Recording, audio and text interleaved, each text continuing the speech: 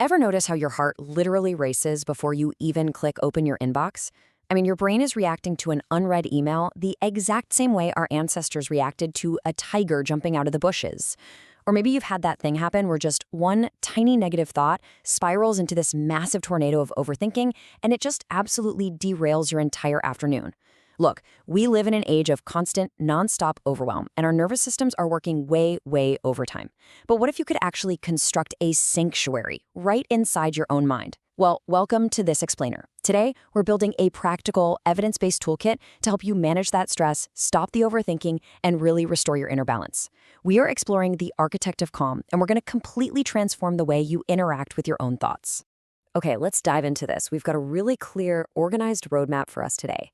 We'll start with the philosophy of calm, then we'll look at calming the physical body, rewiring the anxious mind, building habits for lasting peace, and finally, laying out your blueprint for balance. Starting right off with part 1, the philosophy of calm and how we can relate to anxiety wisely. So before we do anything else, we really need to make a massive mindset shift. So many of us just go to war with our own stress, but our foundational idea here is this. The goal is not to eliminate anxiety completely. The goal is to relate to it wisely. Listen, anxiety is a completely normal human emotion. You are absolutely not broken for feeling it. If you try to just eradicate anxiety entirely, you're going to be fighting a losing battle, and honestly, that just creates even more stress. Instead, our goal with this explainer is to simply reduce that unnecessary suffering and learn how to gently return to the present moment. We are building a healthy relationship with our minds here, not a battleground. Moving right along to part 2, calming the physical body for that sweet, immediate relief. Here is a hard, universal truth about panic and acute stress. You cannot logic your way out of it. You just can't. When your brain sounds the alarm, your whole body goes into fight or flight mode. So to turn off that alarm, you actually have to start with the physical body. When the mind gets chaotic, start with the breath. Think of your breathing as the remote control for your nervous system. By using box breathing, which is just inhaling for 4 seconds, holding for 4, exhaling for 4, and then holding for 4, you are physically hitting the pause button. Doing this nice, slow breathing for literally just 2 to 5 minutes activates your parasympathetic nervous system. That's basically your body's built-in brake pedal, and it shuts down that whole fight or flight response. You can't always control your thoughts, but you can almost always control your next breath. You see, anxiety lives entirely in the future. Regret lives entirely in the past. But grounding returns you to your reality. I want you to take a second right now, wherever you are, and just try this 5-4-3-2-1 technique with me. Notice 5 things you can see around you right now. 4 things you can physically feel, like maybe your feet flat on the floor. 3 things you can hear. 2 things you can smell. And 1 thing you can taste. The anxious brain is always imagining danger, but this grounding technique violently reminds your brain where you actually are right now, which is safe, right here in the present moment. This is exactly why we say that sometimes peace enters through the body first. Your body lives in the present, even when your mind is a million miles away. Because physical tension basically becomes the normal state for anxious people, we have to actively work to release it. You can do this through progressive muscle relaxation, actively tightening the muscles from your feet all the way up to your head for 5 seconds, and then releasing them for 10. Or you can do it through mindful movement, stretching, yoga, even just a walking meditation. Moving your body reduces those stress hormones and actually helps release all that trapped anxious energy. Oftentimes, the body has to relax before the mind can even think about it. All right, let's move to part 3 and see how this builds. Rewiring the anxious mind through cognitive shifts. So now that our bodies are physically grounded, we're finally ready to tackle the thoughts themselves. The mind can create incredible suffering through imagination alone. But get this, that exact same imagination can create incredible calm through visualization. Your brain actually responds to vivid imagery in a very similar way to how it responds to real experiences. It's wild. This is exactly why pro athletes visualize their races before they ever hit the track.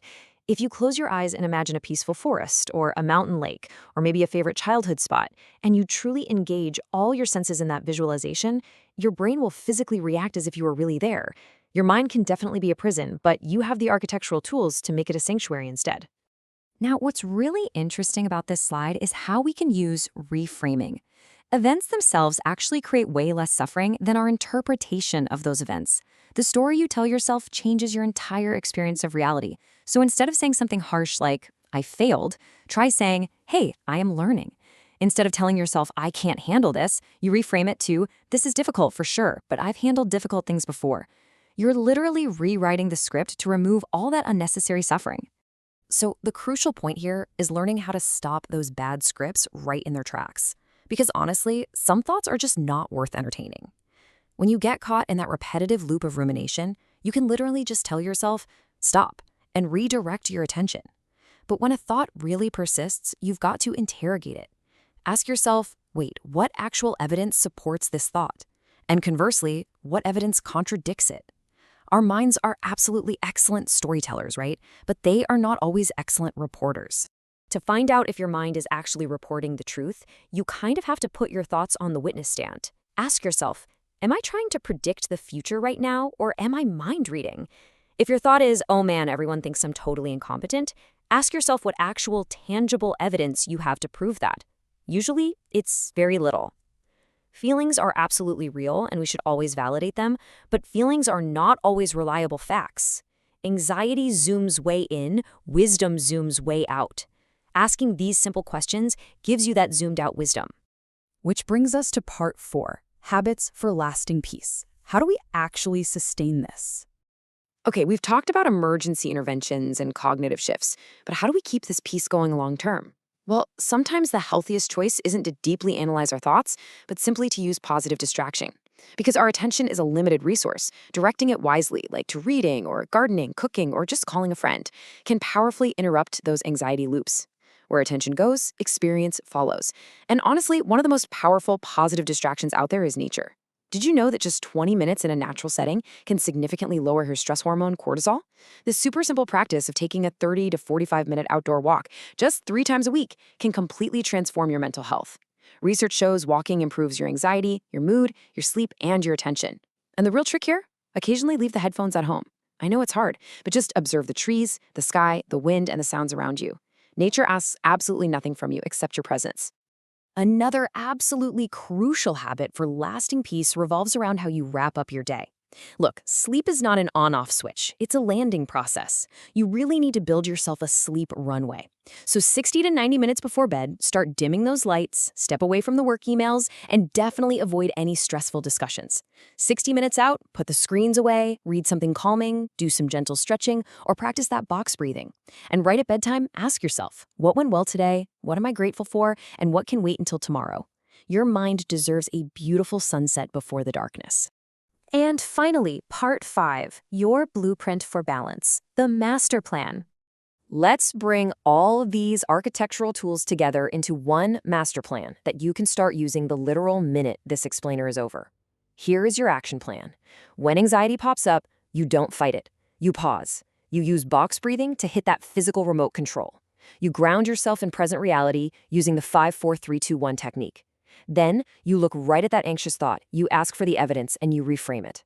You move your body to shake off the trapped energy. You step outside into nature. You redirect your attention to positive distractions, and you build a solid runway to let sleep arrive naturally. Look at that. You now have a complete progression from immediate bodily rescue all the way to long-term mental resilience. You are fully equipped for this. I want to leave you with this final, truly powerful reminder. I do not have to believe every thought. I do not have to solve every problem today. I can return to this breath, this body, this moment. You hold the blueprint now. You are the architect of your own calm. So I leave you with this question. Which exhausting thought will you choose not to believe today?